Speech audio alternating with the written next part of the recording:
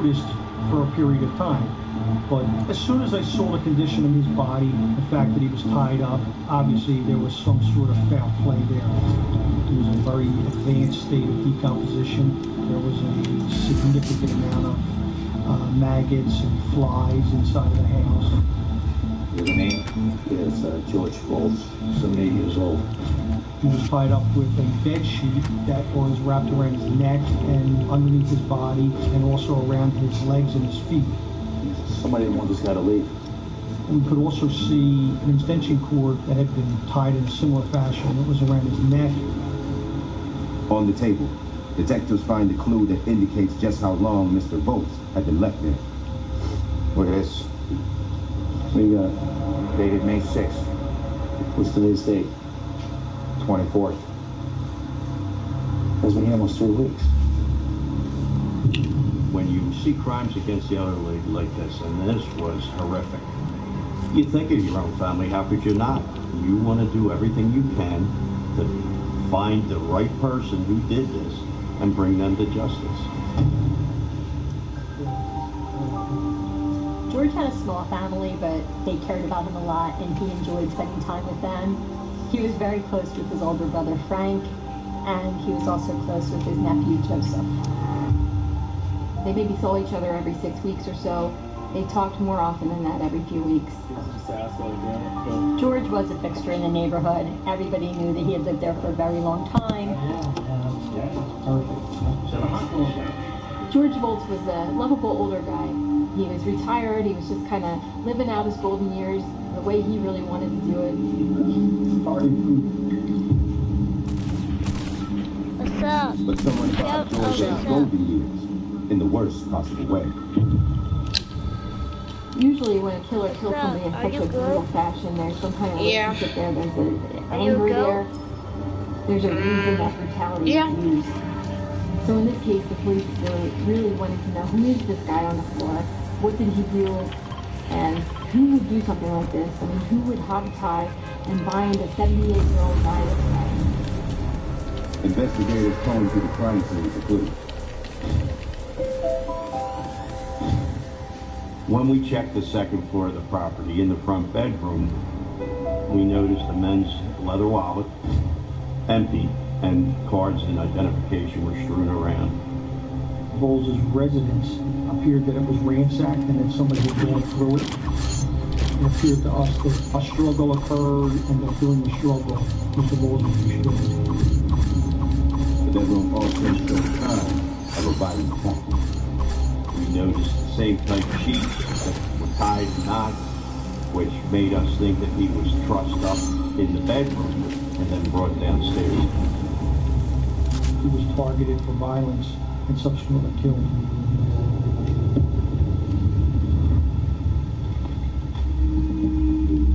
The question for detectives is why? What did the killer want? Amidst all the clutter, a clue surfaces in the dining room. Hey Bill, take a look at this. There was a strong box that would normally be used by a homeowner to store valuables or important papers. Jimmy, though. Several bills, some old paperwork. In my mind, someone forced him to open that box thinking that he would have cash in there or something like that. They haven't valuable money. It's gone. In the initial stages of the investigation, you have to look at who would benefit from Mr. Bolts' death. Does he have a family member who was possibly in crisis? You have to ask these questions. You need all this information. The person crying aloud is sometimes just the one that did it. You know what? That outside. You're still outside. Still talk to him. Detectives have a lot of questions for George Bolts' family. They begin by speaking with his nephew, Joseph Bolts. So sorry for your loss. Can't believe this has happened. You know, this is a difficult time. And anything you can tell us will help find the person who did it. I got a question. When's the last time you saw your uncle? Mr. Bolts' nephew, Joseph, told us that the last contact that he had was approximately a month before, when they celebrated Mr. Bolts' brother's 80th birthday. You and your father don't visit your uncle? Not that we don't want to, it's that he didn't want us here.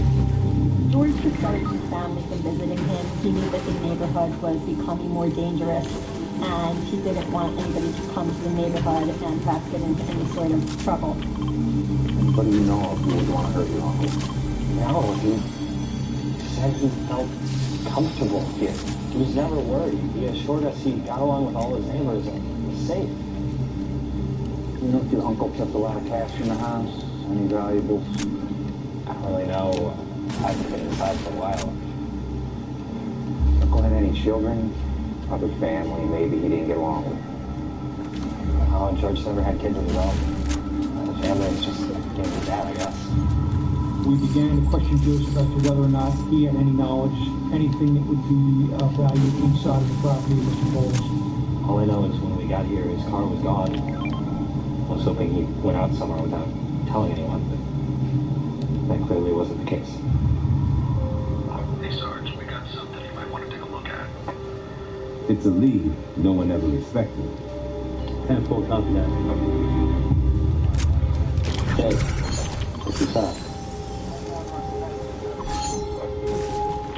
He created his own surveillance system in his house, which he set up in his living room, so that through the camera he would be able to see anybody who came to the front door. Looks like Mr. Bowles wasn't so comfortable after all. Yeah, but who was he looking out for?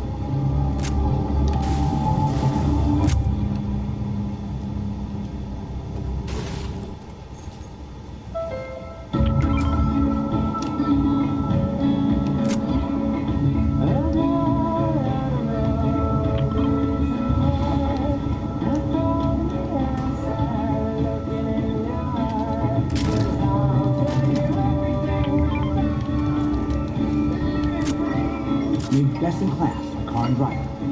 It's your passport to adventure. The all-new Passport Elite from Honda.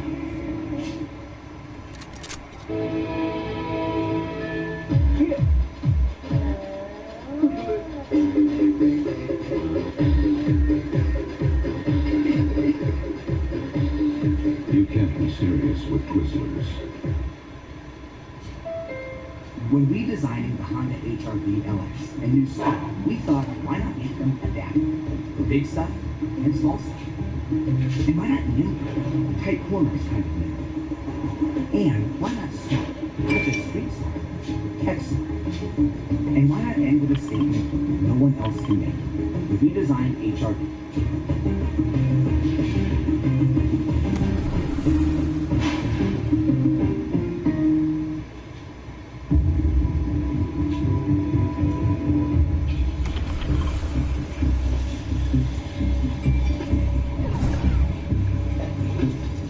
After finding the body of 78-year-old George Bowles, hog-tied in his living room, detectives find a homemade security system.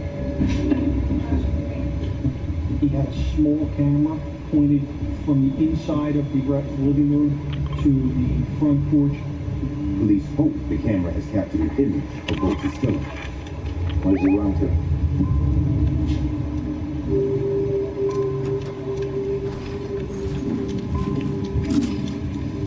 Nowhere. This is it. In addition to Mr. Volz's wallet being empty, nothing else was really taken.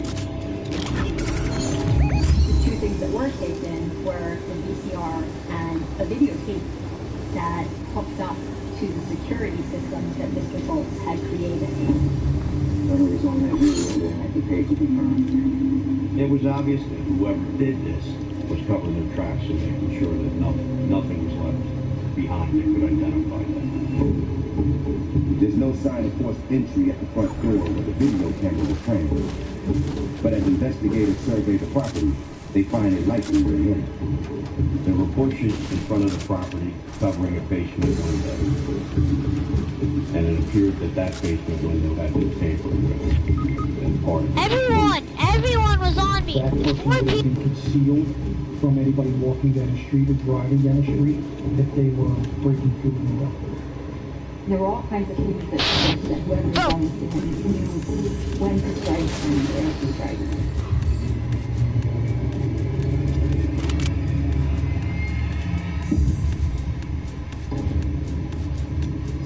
package to work, identifying trace evidence that might reveal the killer's identity. They processed the scene for hair, for fingerprints, for any DNA, but we were not able to recover anything from there. But whoever murdered folks knew how to cover their tracks, leaving no trace of him or herself behind. Obviously, somebody knew that they were going to be in that house for a period of time, saying that they could get what they wanted. George Volk's car, it turns out, is also missing. Detectives fanned out through the neighborhood in search of anyone who might know something about his killer. George? I didn't see his cars. I didn't see him visiting his brother. Was there anything unusual I saw? Maybe he killed us in this neighborhood, but I didn't see anything out of the ordinary. We were hoping that if a struggle occurred, if there was something unusual, the fact that the casement window was damaged, maybe somebody heard something, saw something. But nobody heard anything unusual, any screams, any yells. Did you have any enemies of this victim? Nope, he never bothered anybody. His neighbors watched out for him. They brought him his newspaper. They cleared his path in the snow. But apparently, no one had been watching very carefully in the last weeks. And no one seemed to be talking. A lot of times, when we're dealing with neighbors or possible witnesses, they're afraid. How much do they want to put themselves at risk to help out? They have a saying in a lot of neighborhoods, snitches get stitches. And so it's this fear of retaliation.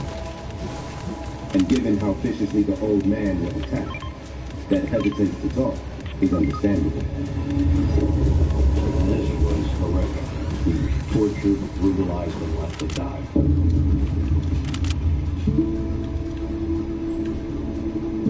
The full extent of that brutality only fully understood after the autopsy.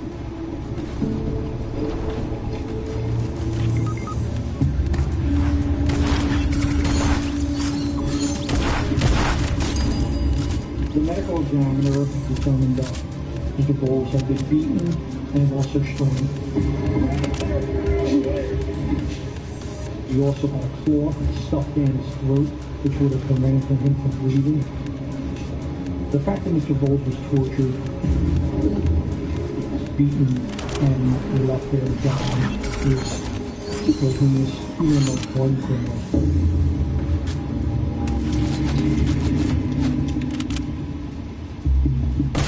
With the case-testing neighborhood still tighter, investigators dig deeper into Mr. Volk's personal life. There you go.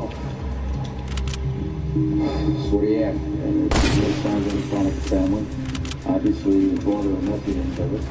When we look at Mr. Bowles' background, we want to know whether or not he is in crisis himself. He just one-tapped me like that? He just cleared it up. Is he in a deep amount of There's no debt? way. Does he owe people money? Does he have gambling debts? No angry cousins, no estranged siblings. Absolutely nothing. In Mr. Volz's case, he had no criminal history, no enemies.